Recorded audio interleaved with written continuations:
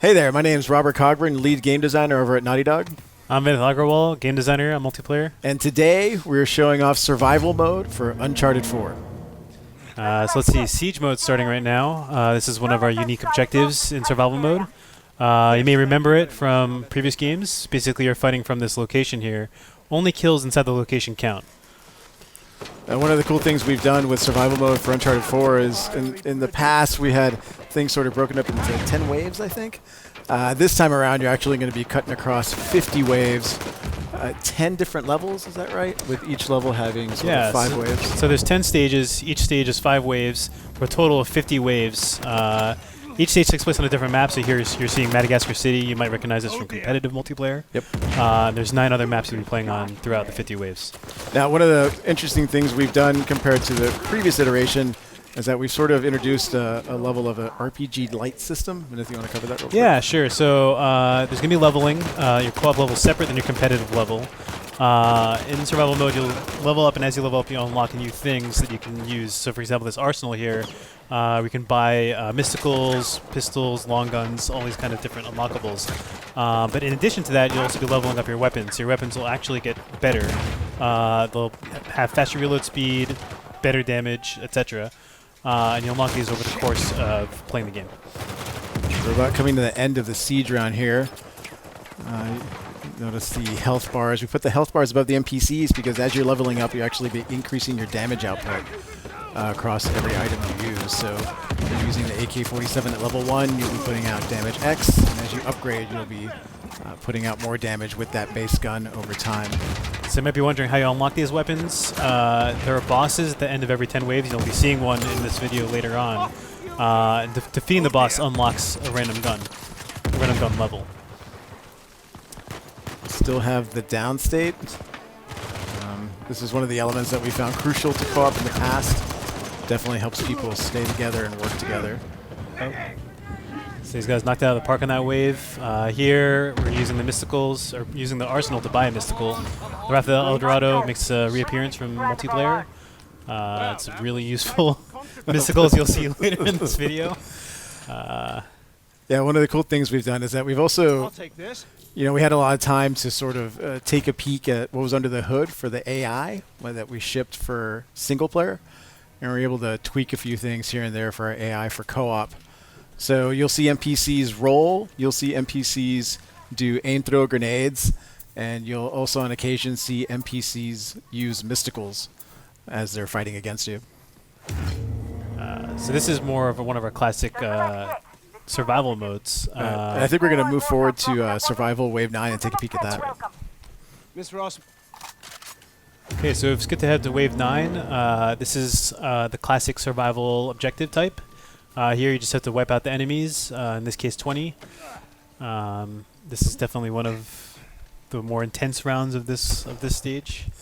Yeah, one of the things we've done that we brought back from the past as well is that we have levels of difficulty.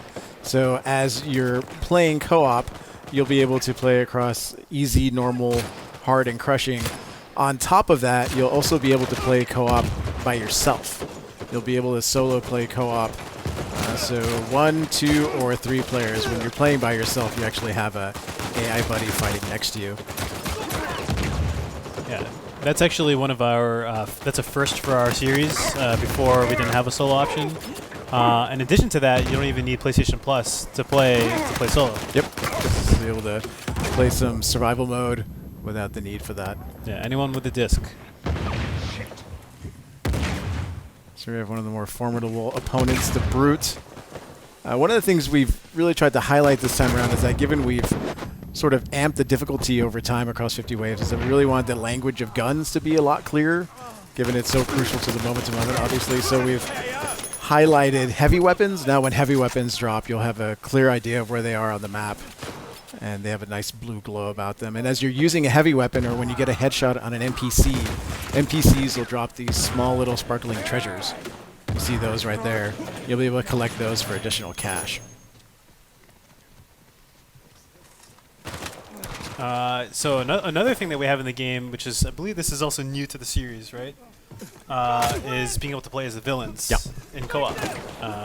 just adds another level of flavor. It's really fun playing as the villains, beating up fools. I mean, it's just like a lot of fun. You really get the chance to do that. So. One thing on top of that, you see a slight example of that there is we've tried to bring over as much of the melee system from single player into the co-op experience, or into survival mode. So all the moves that you saw while you're playing single player, you'll be able to execute most of those against NPCs in survival mode. And it really adds to the rich cinematic action of the moment-to-moment that you're playing. Yeah, the coolest moments are when like your teammate's getting grabbed by someone and you like kick the guy off of him, and then yeah, all the grapple moves that we have in there, those are all present too. NPCs bump into each other. You can push an NPC into another one, he'll catch him. yeah, You're able to slam an NPC's head into a wall. The melee system is rich. The waves get pretty intense over time. With the PS4, we've actually been able to increase the number of NPCs that can be present at one time compared to our previous games. So if you thought late waves were intense last game, you're in for a treat for this one. it's gonna be intense. We also added a star rating system. If you see in the top left, this is based on your completion time for the entire stage. So it gives you a reason to kind of come back and replay some of the older stages that you may not have gotten 3 stars on. And you'll be happy to know we've brought back the gold star system from Uncharted 3 for those who collected that. If you complete a given difficulty with 3 stars on every stage, you'll get one of these emblems. They'll be next to your name everywhere in multiplayer. Yeah, we're going to give you a level of notoriety for completing some of the more challenging things in co-op. And here we go with a totally new feature. Vinith, go for it. All right, so the Warlord, what is this? Oh, damn. It's a Warlord pirate. How could you go wrong? Adam Baldridge, Lord of the Djinn, enters the arena. So he's based on, kind of loosely thematically based on our Djinn, the Djinns from Uncharted 3. And it's melded with the pirates from single player, the Avery Pirates. So he's got all these special moves. You see one right here. This player's getting hit by the fire pillar. Let's see what else he's got in store. He's got the flintlock pistols from single player. Really deadly. You want to make sure to roll out of the way to avoid those. Yeah, we really took an obvious level of leniency with co-op this time around.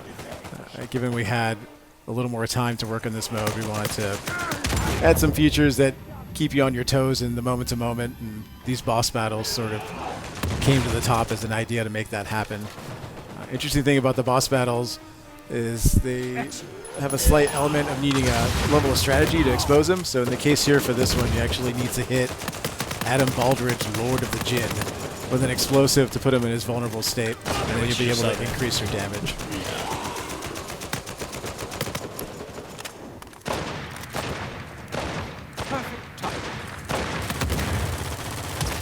And as you're wailing on these bosses, their behavior will change over time as you're taking away their health. Classic boss design from some of the older games in the past. Yeah, especially to take out these bosses really fast, get that 3-star rating, you really have to learn their strategies. You have to learn how to defeat them as fast as you can possibly can.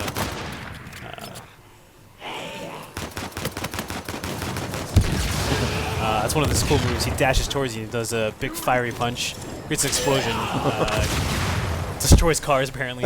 Yeah. There you go.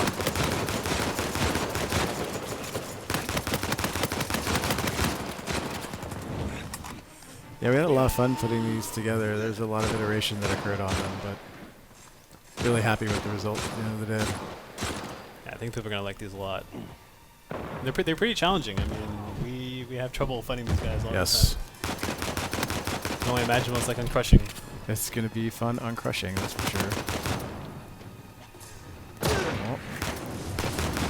Oh. He's going to come in. Damn. Yeah, he's mad right now. He's enraged. He has an enraged state. And here he's doing the mega fire pillar and targets everyone. Does massive fire damage.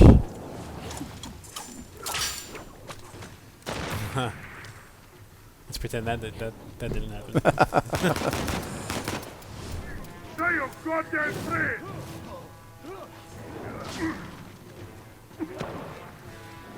So periodically, enemies will spawn that have the grenade launcher, and that's sort of part of this like integral strategy is killing these guys with the grenade launcher, getting the grenade launcher, shooting the Jin boss, and then downing him, taking advantage of that and killing him. I think about the Jin's fire pillar that you just saw there. It'll tag you from anywhere on the map. Yeah. Oh.